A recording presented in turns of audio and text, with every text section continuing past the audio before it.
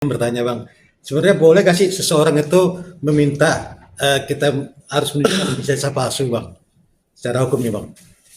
Tidak ada haknya. Tidak ada haknya. Contoh misalnya, saya ada seorang datang, Togar kamu dokter ya? Ya saya dokter. Tamatan mana? Saya sebutkan, saya adalah tamatan Universitas Udayana. Mana ijazahmu? Apa haknya dia? Minta ijazah saya. Gila kan? Apa? Apa legalitas dia nanyain ijazah saya? Ada orang juga bilang, Togar itu mobil kamu? Ya itu mobil saya. Mana STNK-nya? Mana BPKB? Mau ngapain? Lo mau beli mobil gue? Betul gak? Itu narasi itu loh. Sederhana. Atau Togar, lo udah kawin ya? Udah. Lo punya istri? Nah, orang kan bertanya, mana surat nikah? Kan orang gila namanya. Betul gak? Betul gak? Mana surat nikah lo? Itu orang gila namanya. Jadi orang-orang yang menanyakan, mana Pak Jokowi ijazah? Assalamualaikum warahmatullahi wabarakatuh ya. Kemarin Bapak Jokowi resmi melaporkan para oknum yang menuduh ijazah Bapak Jokowi itu palsu ke Polres. Wah, ini sudah berbahaya banget ya. Udah siap-siap aja mereka yang kemarin itu menuduh Bapak Jokowi ijazahnya palsu, sekarang sudah melakukan tindakan hukum. Wow, ini siap-siap sajalah mereka untuk materi yang harus diadakan di persidangan. Nah, ini ada komentar dari advokat ya, advokat hukum dari Dr. Togar Situmorang itu mengatakan bahwa statement mereka itu sangat-sangat lucu sekali. Ini bagaimana ya penjelasannya, langsung kita simak aja dari Dr. Togar Situmorang.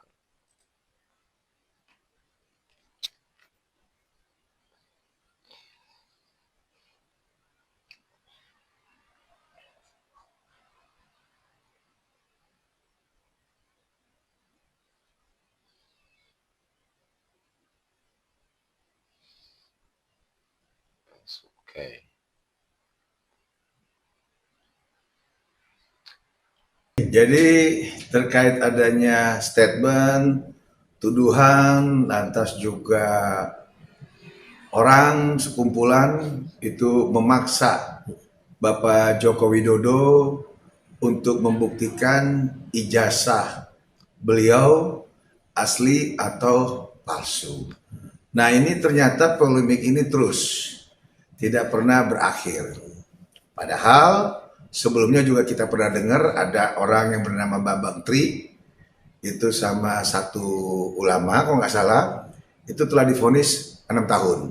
Itu terkait juga podcast dan dikenakan Undang-Undang ITE tentang adanya ujaran kebencian terkait ijazah Joko Widodo. Nah, kalau kita lihat ini semua, benang merahnya kan sumbernya tinggal satu, yaitu ijazah yang digunakan sama beliau untuk apa, kemana, dan bagaimana, serta diperuntukannya apa.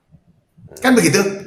Nah, selama ini kan kita tahu Pak Joko Widodo ini kan seorang birokrat, bukan seorang politik, tapi seorang birokrat, di mana di awal dia adalah seorang pengusaha kayu atau mebel, berangkat dari usaha keluarga, lantas beliau maju menjadi seorang wali kota, kalau nggak salah 2 periode ya, lanjut lagi beliau naik menjadi gubernur, betul ya, kebetulan gubernurnya nggak main-main, gubernur ibu kota DKI Jakarta.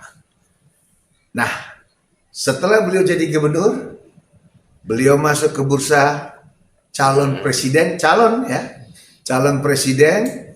Akhirnya, puji Tuhan, beliau terpilih menjadi Presiden Republik Indonesia yang ke-7, dan itu dia 2 periode, artinya selama 10 tahun, 2 periode. Nah, kalau kita ikut daripada secara general atau secara umum, itu kan yang memverifikasi, mengklarifikasi, menlegalisir, atau yang memang berkompeten dalam hal sah atau tidaknya seorang calon untuk maju menjadi calon pemimpin satu daerah, bahkan satu kepala provinsi ataupun sebagai kepala negara, itu kan tidak main-main.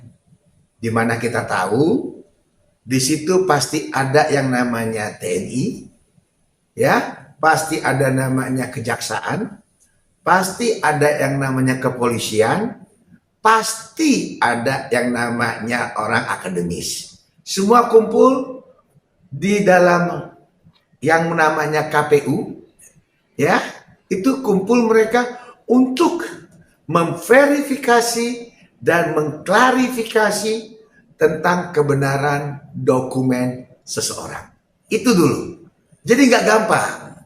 Ya, kalau ujuk-ujuk hari ini lagi ya, setelah Pak Jokowi tidak menjadi presiden Republik Indonesia yang tercinta, itu masih ada lagi yang mempermasalahkan. Ini adalah satu hal-hal yang memang patut kita duga merongrong kedaulatan bangsa dan negara. Karena kenapa? Kenapa harus Jokowi yang harus dirongrong? Sementara beliau itu adalah presiden kita. Suka tidak suka, beliau adalah pemimpin kita 2 periode. Nah, untuk apa kita rongrong kedaulatan bangsa kita, seorang pemimpin negara kita, dengan cara-cara yang memang menurut saya pribadi tidak elok dan tidak elegan. Bahkan tadi saya bilang sudah ada putusan juga terkait undang-undang ITE, dan kita dengar juga katanya ada lagi orang menggugat di pengadilan yang akan bersidang nih di Solo. Itu pun orang ternyata pada saat dia maju, kalau nggak salah ya, maju dia caleg atau apa, dia juga tersangkut itu, ya, terkait dokumen palsu juga. Nah, ini gimana coba? Seorang yang mengajukan gugatan, legal standingnya hari ini sudah menjadi statusnya seorang tersangka. Nah, ironis di sini. Jadi secara umum, secara general, saya dari segi hukum itu sudah kelar.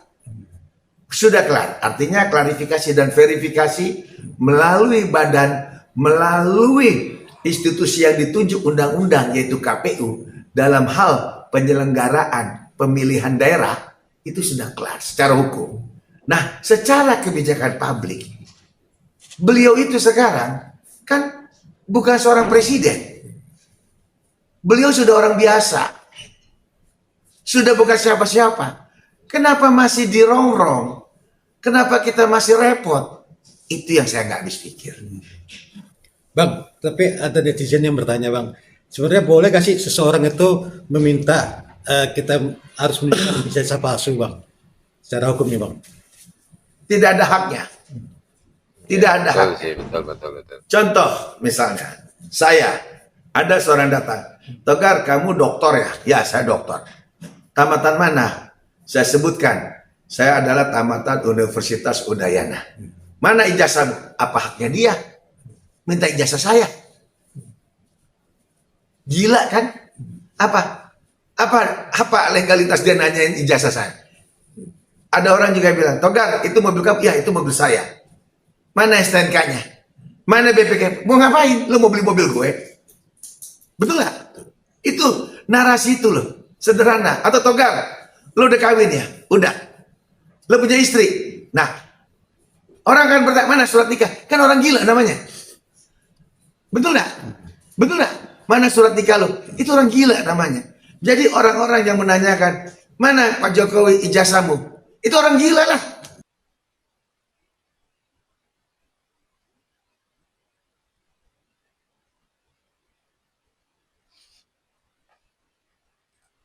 Oke, nih penjelasannya sangat-sangat detail sekali ya dari Dokter Situmorang ini.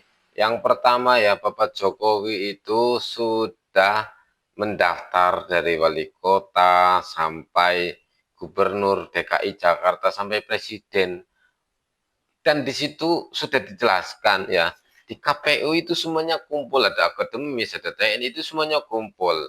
Jadi yang menyeleksi itu bukan orang sembarangan, bukan orang yang ya katakanlah ecek-ecek ya. Ini udah yang menyeleksi udah orang-orang yang benar-benar punya potensi.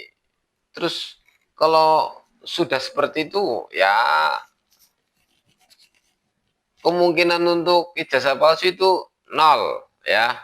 Terus ada lagi bahwa Universitas Gadjah Mada pun sudah memverifikasi bahwa Bapak Jokowi betul alumni. Nah, terus ada lagi nih yang mengatakan bahwa ini yang saya sependapat ya sama Dr. Situmorang ya, bahwa orang itu tidak punya hak dengan apa yang membuat apa yang privasi bagi kita. Contoh ijazah. Misalkan Anda ya, ada orang datang tanya, Anda itu lulusan mana? Lulusan Gadjah Mada. Wah, mana ijazahnya? Nah, emang situ penyidik. Emang situ aparat untuk melakukan penegakan hukum. Kan lucu. Ada juga, ya ini betul sekali ini yang tadi bilang, kamu sudah nikah. Sudah, mana ijazah, mana surat nikah kamu? Kamu dokter, mana? Kamu sekolah di mana? Itu memang betul sekali. Apa yang dikatakan oleh Dr. Togar Situmorang itu sangat fix. Betul, sangat-sangat saya setuju. Pakai logika aja. Kita logika secara awam itu sudah jelas mana yang salah, mana yang gila, mana yang salah sudah jelas sekali. Ini nggak usah pakai ilmu-ilmu, katanya pakai ilmu ilmiah. Ini sangat-sangat ilmiah. Mendengarkan orang seperti itu sangat ilmiah. Jadi buat para teman-teman jangan terbawa terprovokasi dengan narasi-narasi yang nggak berguna seperti itu ya. Itu buat saya itu narasi yang tidak masuk akal. Oke, pokoknya jangan sampai terprovokasi, kita gunakan logika kita. Oke, assalamualaikum, terima kasih sudah menonton channel saya, dan jangan lupa like dan subscribe channel ini agar channel ini terus berkembang.